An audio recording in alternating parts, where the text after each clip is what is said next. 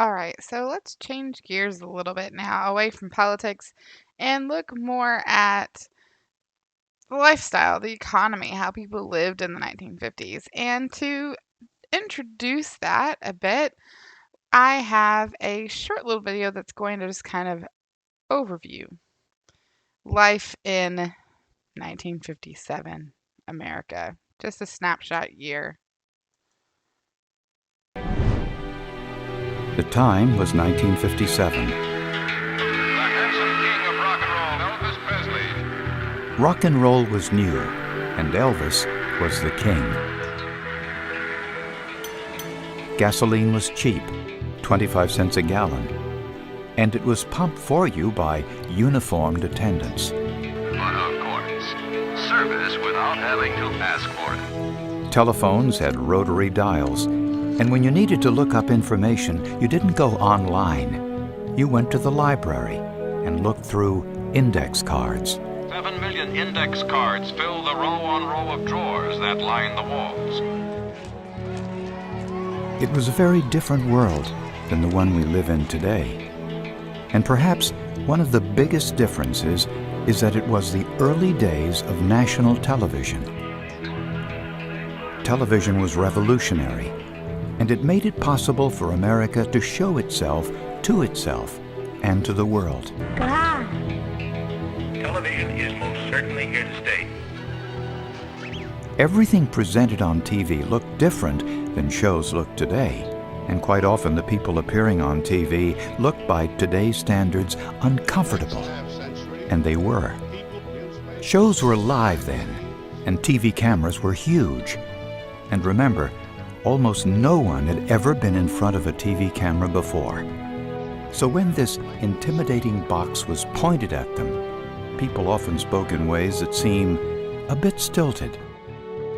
Our son Merritt took the course. He understands the rules and he follows them. It's tempting to chuckle and look at these people from the 1950s as uptight. The students like it, the parents like it, and best of all, it works. But don't let this fool you. Look behind their unease, and you will find that these people were ordinary American citizens just like us, who felt lucky to be living in what they felt were the best of times. And in many ways they were. As a nation, they had been through some very rough times. 10 years of the Great Depression, and 6 years of World War II, where tens of millions had died, and much of Europe and Asia were destroyed. Now, post-war Americans felt that it was finally their time to settle down, to live what was called the good life. For most Americans, the good life meant working toward living the American dream.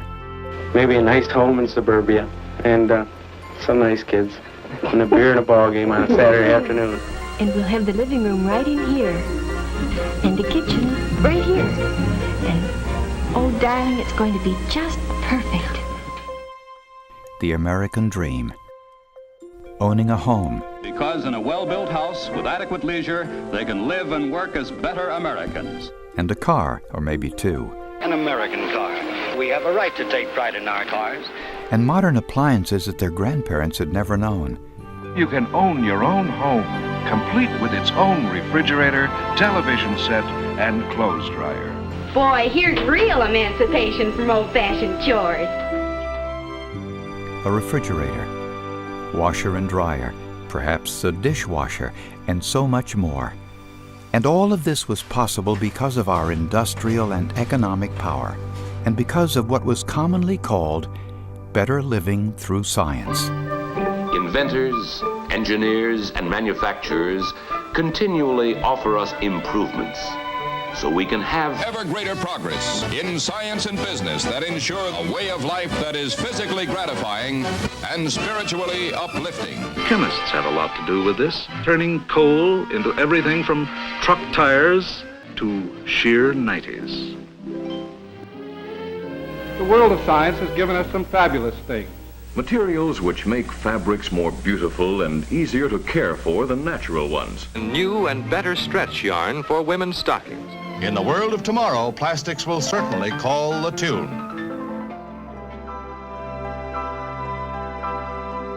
The scientist has something to offer to the public which is far, far more than gadgets and inventions. We had faith in our science and our scientists. In the 1950s, American scientists had given us the discovery of DNA. Thread of light. And the Salk polio vaccine. A vaccine to prevent paralytic polio, developed by Dr. Jonas Salk. And American engineers won high praise worldwide for our new American highway system with millions of miles of paved roads. More motorized mobility than ever dreamed of before. Freedom of movement for all.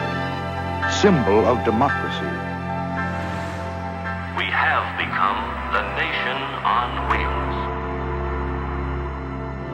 And this is Levittown. Levittown, one of the world's largest single-unit housing developments. To make the American dream a reality for everyone, developers were building tens of millions of houses. The budget-priced home. This symbol of modern American living has changed a great USA. You can raise your children far from the city's dirt, crowding and crime, in comfort and safety. Suburban cities sprang up almost overnight. With new water supply systems, street lights, sewer systems, electrical power grids, and more. Much of the infrastructure we depend on today was built during this time. As millions of people bought homes and got college degrees and, quote, settled down, they became a part of something that the world had never seen. The huge American middle class.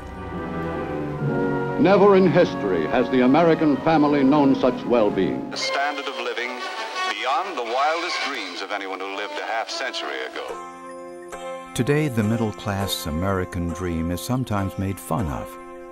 But for adults at that time, it wasn't funny.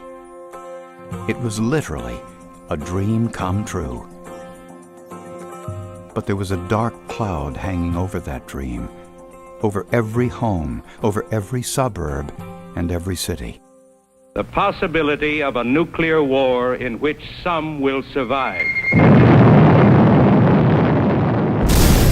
You are the target of those who would trample the liberties of free men. You are in the crosshairs of the bomb sight. An enemy is centering on you, the United States of America. All right, so that kind of gives a really nice overview, and it also ends on a bit of a warning note there, because it's important that we never forget that as much as things are happening in the 1950s and as much as things are growing and changing, there's always this kind of looming shadow of the Cold War and the potential for even greater calamity just over the horizon. But we're also going to see some major trends and major changes in the American economy after the Second World War. The 1950s are often harkened back as a kind of golden age of American capitalism. And this is a period of enormous economic expansion. Prices are extremely stable. Unemployment is really low for the first time in, at least a couple of decades. We're also going to get rising standards of living that will continue until about the early 1970s. Economic expansion will be characteristic of this period. Our gross national product will more than double between 1946 and 1960. We're going to get a wide range of improvements in standards of living, with a lot of that growth flowing to ordinary citizens through rising wages and things like that. People will have access to a better lifestyle across the spectrum. Diets will improve, housing improves, income rises, education improves, recreation even gets better. Unemployment will be low. That's going to be a major feature of this particular era. in American history, and the poverty rate will decline. The official poverty rate declined from 30% to 22% over the course of the 1950s. 22% is still relatively high, though, 22% of the country living in poverty, even in such a prosperous decade. American industry will also be supreme around the world. A lot of innovations are coming into widespread use, including things like the television, air conditioning, dishwashers, jet travel, all of that stuff coming into play in this period. We're also going to see the emergence of the West and the South as centers of military production and mobilization, this time for the Cold War instead of the Second World War. The Cold War will fuel industrial production and promote redistribution of the population and resources, shifting them to the West Coast and to the South. The West Coast especially will benefit from government defense contracts. The South will become home to a number of military bases and shipyards. Now, we do need to end on a bit of a sad note, I guess you could say. While this is the peak of America's industrial power, this is also the twilight of America's industrial age. We're going to see a gathering decline in manufacturing. The 50s represent really the last decade of industrial expansion in the United States as the American economy is shifting rapidly towards services, education, information, finance, entertainment, those kinds of industries. American manufacturing will start to decline very sharply after this period.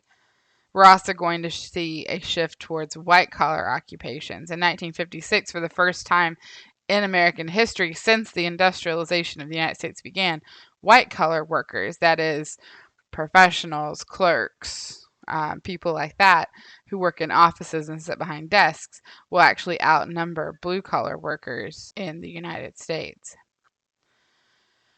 We're also going to see some major transformations in agricultural America. Continuing the trend that began during the Second World War, we're going to accelerate towards fewer but larger, more corporate farms.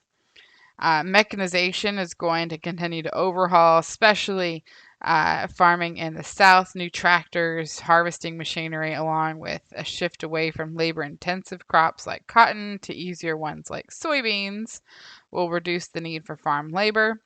We're also going to see the expansion of corporate farming in the West, particularly in the areas of fruits and vegetables, because the size of production of these former luxuries will grow because now they are seen as staples. Things like orange juice will become staples in the American diet, and so the farms that produce those products are going to grow and commercialize at an enormous rate. They're going to rely heavily on migrant labor as well. So when we come back in our next video, we're going to take a better look at suburbia. They mentioned Levittown in that video, and we'll take a closer look at that in particular as well.